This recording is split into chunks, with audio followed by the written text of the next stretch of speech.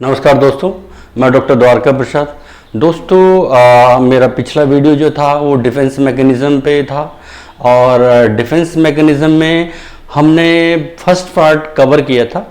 आज हम second part को जो है डिस्कस करने जा रहे हैं। तो दोस्तों, मेरा डिस्कस करने से पहले मैं आपसे कुछ क्वेश्चंस आपके सामने रख रहा हूं ताकि आपको ये पता चले कि डिफेंस मैकेनिज़्म के में क्या क्या आ सकता है।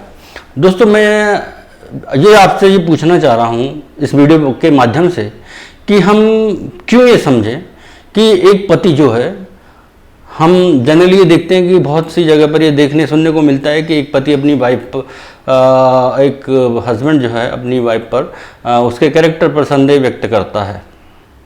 हम क्यों ये समझे कि एक युवक जो है, क्या कारण ऐसा है, हमें ये जानना चाहिए कि क्या कारण ऐसा है कि बहुत से युवक, आजकल के युवक जो फिल्मी एक्टर्स हैं, स्टार्स हैं, पॉलिटिशियंस हैं, उनसे इम्पैक्ट हो जाता है उनका और उन तरह की एक्टिविटीज़ या अपनी बॉडी लैंग्वेज को दिखाने लग जाते हैं। हम ये देखते हैं, हमें ये देखने को मिलता है और हम कारण ढूंढने का प्रयास करते हैं क्यों एक बालक जो है, जो माता पिता से प्रताड़ित होता है, तो उस प्रताड़ना को अपने छोटे भाई बहनों में ट्रांसफ़र कर देता है। क्यों एक बच्चा उन कार्यों को नहीं करता जिनको माँ बाप करने के लिए कहते हैं, उनको अवॉइड करता है वो। तो इसके अलावा कुछ लोग ऐसे भी होते हैं जिनसे हम समस्या का जिक्र करते हैं, सिर्फ जिक्र करते हैं, घर में मेंबर करते हैं, फैमिली के सदस्य करते हैं और वो लोग वहाँ से चले जाते हैं, पलायन करते हैं। ऐसा क्यों होता है? या वो समस्या से बचना चाहते हैं और उनके जो शब्द होते हैं वो ये होते हैं कि भाई मैं इसको करने में संभव हूँ या ये मेरे बस की बात नहीं है। या हम ये भी देखते हैं कि क्यों कुछ लोग दिन में भी जो है दिव्य सपने देखते हैं, जागृत अवस्था में भी ऐसे सपने देखते हैं जो संभव नहीं होते हैं। दोस्तों, इन सब प्रश्नों का जो रिलेशन है वो हमारे डिफेंस मैकेनिज्म से होता है। तो आज हम डिफेंस मैकेनिज्म का सेकंड पार्ट स्टार्ट करने जा रहे हैं, जिनमें इन सब प्रश्नों का उत्तर हमें आराम से एक के बाद एक मिलता चला जाएगा। और मैं जो आपको बताने जा रहा हूँ वो ये है कि डिफेंस मैकेनिज्म का जो सेकंड पार्ट है उसमें गौण मनोरचनाओं की डिस्कस की जाती है। दोस्तों, ये मेरा टॉपिक आप शुरू से एंड तक सुनिएगा, देखिएगा। आपको इसमें ये वीडियो न केवल साइकोलॉजी के स्टूडेंट के लिए काफ़ी फायदेमंद है, बल्कि ये नॉन साइकोलॉजिकल जो होते हैं लोग, जिनको इन सब प्रश्नों का उत्तर चाहिए कि हमारे से नज़र में जो लोग आते हैं, हमारे टच में जो लोग आते हैं, वो इस तरह का बिहेव क्यों करते हैं, उनका कारण जानने का उनको एक बहुत ही एक अच्छा अवसर मिलेगा। और एक जानकारी के तहत भी ये आपको बहुत फ़ायदेमंद होगी। और बाकी तो स्टूडेंट के लिए, चाहे वो BA MA का हो, D.Ed का हो, B.Ed का हो, किसी भी लेवल पर स्टूडेंट हो, जो अगर उन पे ये टॉपिक है तो उनकी ये डिफेंस मैकेनिज्म का जो है ये एक टॉपिक अपने आप में पूरा क्लियर हो जाएगा। तो ये गौण मनोरचनाएं क्या होती हैं? दोस्तों, मैंने आपसे पहले प्राथमिक मनोरचनाओं की डिस्कस की। जो वो रचनाएं होती हैं, प्राथमिक मनोरचनाएं, जो किसी भी चिंता, तनाव और मानसिक संघर्ष को सीधे सीधे कम करने का प्रयास करती है। लेकिन यहाँ हम गौण मनोरचनाओं की बात करते हैं, तो ये दोस्तों, ये वो मनोरचनाएं हैं जो सीधे सीधे चिंता, तनाव या मानसिक संघर्ष को कम नहीं करती, बल्कि ये उस तरह की किसी भी एक्टिविटीज़ में शामिल हो जाती हैं जो चिंता, तनाव और जो है मानसिक तनाव, चिंता, तनाव या मानसिक संघर्ष को कम करने से जुड़ी हुई होती है। उसमें इन्वॉल्व होकर के अपना रोल प्ले करती है और मेंटल कॉन्फ्लिक्ट्स को दूर करने में अपना सहयोग प्रदान करती है। तो इस प्रक्रिया में, डिफेंस मैकेनिज्म की इस गौण मनोरचनाओं की प्रक्रिया में हम सबसे पहले हम प्रोजेक्शन को लेंगे। प्रोजेक्शन के में हम ये देखते हैं दोस्तों कि डिफेंस मैकेनिज्म की ये जो प्रक्रिया है, प्रोजेक्शन, आरोपण, इसमें एक व्यक्ति अपनी कमजोर और अपनी अमान्य इच्छाओं को, जो उसकी कमजोर होती है, अमान्य इच्छाएं होती है जो समाज द्वारा अमान्य होती हैं, वो उनको दूसरों पर आरोपित कर देता है। या ये कह सकते हैं हम, ये भी कह सकते हैं कि वो अपनी निकृष्ट, दमित, जो घृणित जो प्रवृत्तियां हैं वो विचारों को दूसरों में देखता है, अपने जो अवगुण जो हैं वो दूसरों में देखता है। इसका एग्जाम्पल मैं आपको इस तरह दे सकता हूं कि एक पति अपनी पत्नी के चरित्र पर संदेह व्यक्त करता है।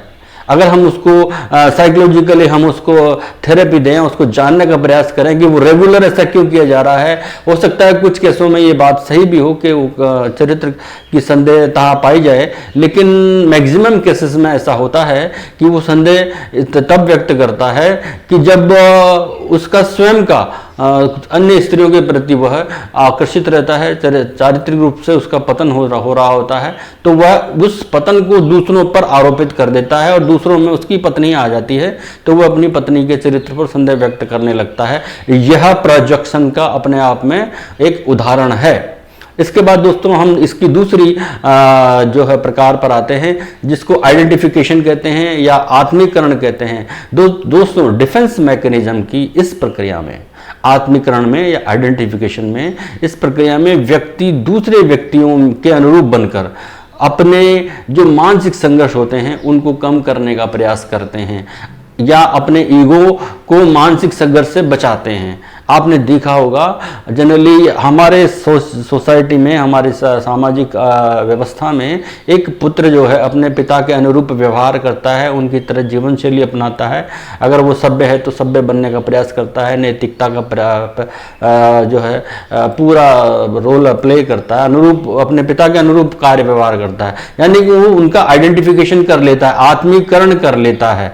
या हम ये भी देख सकते हैं कि बहुत से लोग ऐसे होते हैं जो अपने घर से निकल के बाहर के कई फिल्मी अभिनेताओं, अभिनेत्रियों, स्त्रियां अभिनेत्रियों को फॉलो करने लगती हैं, उस तरह की लाइफ को दिखाने की कोशिश करती हैं। और कोई पॉलिटिशियन हुआ या कोई रिलीजियस पर्सन हुआ तो उससे इम्पैक्ट होकर के उनका आत्मीकरण करते हैं, उस तरह का रोल प्ले करते हैं।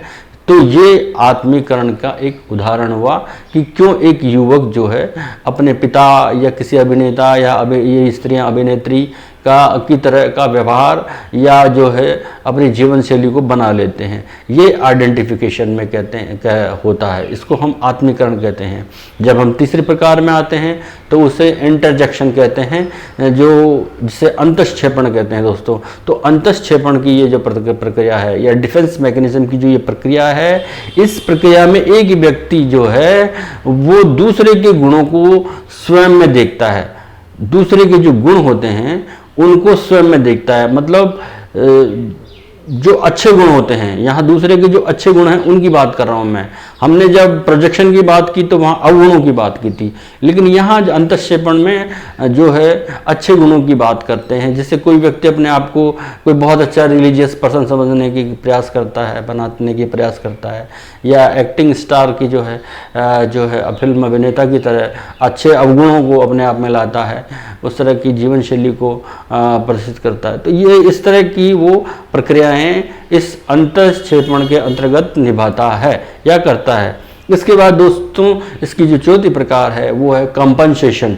कंपनसेशन यानी कि क्षतिपूर्ति। क्षतिपूर्ति में क्या होता है दोस्तों, इसको आप बड़े तरीके से समझिएगा कि इस प्रक्रिया में व्यक्ति जो अपनी हीनता होती है, उसमें अपनी जो हीनता होती है या असक्षमताएं होती हैं या अयोग्यताएं जो होती हैं, और उन सब चीज़ों से, असक्षमता, अयोग्यता, हीनता, इनसे जो तनाव उत्पन्न होता है, उनको कुछ ऐसी क्रियाओं में वो इन्वॉल्व कर लेता है जिससे उसमें उसको सेटिस्फाई हो जाता है, उसको संतोष मिलता है या श्रेष्ठता का अनुभव होता है। तो ये जो क्षतिपूर्ति की प्रक्रिया है या डिफेंस मैकेनिज्म की जो ये कंपनसेशन की प्रक्रिया है, ये चेतन, अचेतन, प्रत्यक्ष, अप्रत्यक्ष, वांछित, अवांछित रूप से होती है। इसका एक बहुत अच्छा एग्जाम्पल ये देखने को मिलेगा कि अगर कोई व्यक्ति या कोई युवा शारीरिक रूप से दुर्बल है, तो अगर वह शारीरिक रूप से व्यायाम करके, अच्छा पौष्टिक भोजन करके अपने शरीर को सुगठित बनाता है, तो यह प्रत्यक्ष क्षतिपूर्ति कहलाएगी। लेकिन यदि यही व्यक्ति अगर अपने शरीर को सुगठित नहीं बनाता व्यायाम या भोजन के द्वारा और कुछ अन्य गुणों को, ऐसे गुण जो उसको विख्यात करते हैं, जो अपने आप में यूनिक हो जाते हैं, तो वो अप्रत्यक्ष जो है क्षतिपूर्ति कहलाती है। और इसका उदाहरण ये देखा जा सकता है, आपने देखा भी होगा कि एक एग्जाम्पल है, बहुत फेमस एग्जाम्पल मैं आपको देने का प्रयास करूंगा इसमें। डेमोस्थेनीज नाम का एक व्यक्ति हुआ, जो है वक्ता हुए थे, वो बहुत महान वक्ता हुए थे, जो शुरू में अपने बाल्यकाल में हकलाते थे, लेकिन उन्होंने बहुत मेहनत की, बहुत प्रयास किए और उसके बाद एक कुशल वक्ता बने, वो एक इंटरनेशनल वक्ता बने। इसके अलावा हमारे पास बहुत से एग्जाम्पल हैं। हम सूरदास जी को ही ले लेते हैं, जिनकी जो नेत्रहीन होने के बाद भी एक महान कवि बने। या हम आज के समय की अगर बात करें, वर्तमान युग की, तो रविंद्र जैन जी थे, जिन्होंने जो आंख से नेत्रहीन थे लेकिन बहुत अच्छा संगीत बनाते थे। तो इस तरह की जो क्षतिपूर्ति जो है दूसरे रूपों में, और भी बहुत से ऐसे आपको उदाहरण आपको आपके अभी वर्तमान जीवन में भी देखने को मिल सकते हैं, जहां ऐसे नेत्रहीन स्टूडेंट मिलेंगे जो किसी न किसी बहुत अच्छे सरकारी ओहदे पर मिलेंगे या बहुत अच्छे फील्ड में मिलेंगे, बहुत अच्छे कार्य करते हुए मिलेंगे। तो ये क्षतिपूर्ति के उदाहरण हैं। इसके बाद जो हमारा पांचवा जो पॉइंट आता है वो आता है डिस्प्लेसमेंट या विस्थापन। दोस्तों, विस्थापन में क्या होता है, कोई भी जो डिफेंस मैकेनिज्म का ये जो विस्थापन का जो प्रोसेस है, इसमें किसी भी जो संवेग उत्पन्न होता है उसकी सीधी सीधी अभिव्यक्ति रुक जाती है। जिसका एग्जाम्पल मैंने स्टार्टिंग में दिया, इसमें जो कोई भी संवेग उत्पन्न होता है उसकी सीधी अभिव्यक्ति अवरुद्ध हो जाती है। यानी कि अगर जैसे माता पिता किसी बालक को प्रताड़ित करते हैं या डांट देते हैं या पीट देते हैं, तो वो माता पिता से कुछ नहीं कहता और उसकी अभिव्यक्ति जो है वहाँ न हो करके अपने छोटे भाई बहनों पर हो जाती है। इस तरह यह विस्थापन डिस्प्लेसमेंट के अंतर्गत आता है और इस तरह हो जाता है। इसके बाद जो नेक्स्ट छठा वाला जो आता है, जिसे हम ट्रांसफर्सनेस कहते हैं या स्थानांतरण की प्रक्रिया कहते हैं। तो दोस्तों, स्थानांतरण जो है ये एक ऐसी डिफेंस मैकेनिज्म की प्रक्रिया है जिसमें व्यक्ति जैसे प्रेम, आक्रामकता या घृणा का भाव जो है वो एक व्यक्ति से हटा करके दूसरे व्यक्ति पर संबंधित कर लेता है। एक व्यक्ति से हटा लेता है और दूसरे से हटा लेता है। ये विस्थापन जो है, ये स्थानांतरण जो है, ये दो प्रकार से होता है। इसे फ्रॉयड ने दो प्रकार का बताया। फ्रॉयड ने बताया कि ये धनात्मक भी हो सकता है और ऋणात्मक होता है। जब व्यक्ति प्रेम संबंधी व्यवहार को दूसरे से संबंधित करता है तो धनात्मक स्थानांतरण होता है। जब नकारात्मकता, आक्रामकता या घृणा का भाव दूसरे से संबंधित करता है तो उसे जो है नकारात्मक स्थानांतरण कहा जाता है। इसके बाद आती है सातवीं जो पॉइंट आता है वो है नेगेटिविटिज्म, जिसे नकारात्मकता कहा जाता है। दोस्तों, इस डिफेंस मैकेनिज्म की इस मनोरचना में व्यक्ति में किसी भी वस्तु या व्यक्ति के प्रति जो है नकारात्मक मनोवृत्ति विकसित हो जाती है। इसके नाम से ही आपको पता लगता है कि नकारात्मकता आना, यानी कि जैसे व्यक्ति अपने अहम को या तनाव को कम करने के लिए वो नकारात्मकता का प्रयोग करता है। जैसे कोई बच्चे को हम ये कहें या कोई माता पिता ये कहे कि बेटा ये काम नहीं करना है, फिर भी वो उस काम को करे, तो यह नकारात्मकता का प्रवृत्ति कहलाती है। अब हम आते हैं दोस्तों प्रत्याहार पर, यानी कि इसका आठवां पॉइंट आता है जो प्रत्याहार या विड्रॉल कहा जाता है। तो डिफेंस मैकेनिज्म की इस प्रक्रिया में व्यक्ति अपने मानसिक संघर्ष को, तनाव को कम से बचने के लिए इस तरह की स्थिति उत्पन्न करता है कि खुद जो है अपने आप को दूसरी जगह ट्रांसफर कर लेता है, उस भाव को, विचार को दूसरी जगह करता है, विड्रॉल कर लेता है। आपने देखा होगा, हम घर में कोई समस्या पैदा होती है तो हम हमारे किसी घर के मेंबर से चर्चा करते हैं तो वो सीधे सीधे ये भी कहते हैं यार ये मेरे बस की बात नहीं है, ये मुझसे हो नहीं पाएगा। उनके जवाब इस तरह के होते हैं, ये बिल्कुल असंभव सा काम है। तो वो इसलिए करते हैं कि वो विड्रॉल हो जाते हैं, वहाँ से अपने आप को प्रत्याहारित कर लेते हैं। और इसका जो आखिरी पॉइंट है दोस्तों वो है फैंटेसी, यानी कि कल्पना लोक में जीना। दिन में भी ऐसे सपने देखना जो है निद्रावस्था में देखते हैं। जो जागृत अवस्था होती है, उस वक्त भी ऐसी स्थिति को महसूस करना, ऐसे सपने देखना जो जनरली लोग अनकॉन्शियस लेवल पर या निद्रावस्था में देखते हैं। इसका एक एग्जाम्पल मैं आपको दूं तो वो ये होगा कि आपने देखा होगा, यदि कोई व्यक्ति ये देखता है कि यह युवक ये तैयारी कर रहा है सिविल सर्विसेज की या IAS की, तो वो दिन में भी ये महसूस कर सकता है इस प्रॉब्लम के तहत, फैंटेसी के तहत, कि मैं एक आईएएस ऑफिसर बन चुका हूं और मेरे सबॉर्डिनेट मेरे सामने काम कर रहे हैं और मैं उन्हें ऑर्डर दे रहा हूं और मैं उनसे काम करवा रहा हूं। यानी कि दिन में भी, या मैं फिल्म अभिनेता हूं बहुत अच्छा, लोग मुझे देखने आ रहे हैं, लोग मेरे ऑटोग्राफ लेने आ रहे हैं, या कोई बहुत पॉलिटिकल लीडर हूँ कि लोग मेरी बात सुनना चाहते हैं मेरे, या मैं कोई प्रवचन देने वाला एक महात्मा धर्मगुरु बन चुका हूँ, लोग मेरी बात बहुत ध्यान से सुनते हैं, बहुत उनको फॉलो करते हैं। तो इस तरह की जो दिव्य स्वप्न वाली जो अवस्था होती है उसको फैंटेसी कहा जाता है। और ये डिफेंस मैकेनिज्म की आखिरी स्थिति है जिसे हम 9 पार्टों में हमने डिवाइड किया था। इस तरह दोस्तों ये हमारा डिफेंस मैकेनिज्म का जो टॉपिक है ये पूरा कवर होता है। इसे मैंने 2 हिस्सों में पार्ट में डिवाइड करके आप लोगों तक पहुंचाने का पूरा प्रयास किया है। यह मनोविज्ञान विषय पढ़ने वाले जो डीएड करते हैं, जो बीएड करते हैं, जो बीए एमए करते हैं, जिनके ये टॉपिक में है, उनके लिए बहुत अच्छे से क्लियर हो चुका होगा। और आप इसको शुरू से एंड तक देखिएगा। और मेरी आपसे रिक्वेस्ट है कि मेरे चैनल को सब्सक्राइब करिएगा और कमेंट करिएगा और जानिएगा, मनोवैज्ञानिक रूप से जानिएगा कि कोई व्यक्ति अगर आपसे टच में है और इस तरह की प्रवृत्ति कोई कार्य कर रहा है तो वो क्यों कर रहा है। तो दोस्तों आगे हम कुछ और नया लेकर आएंगे। आज तक के लिए यही काफ़ी है। Thank you very much. धन्यवाद।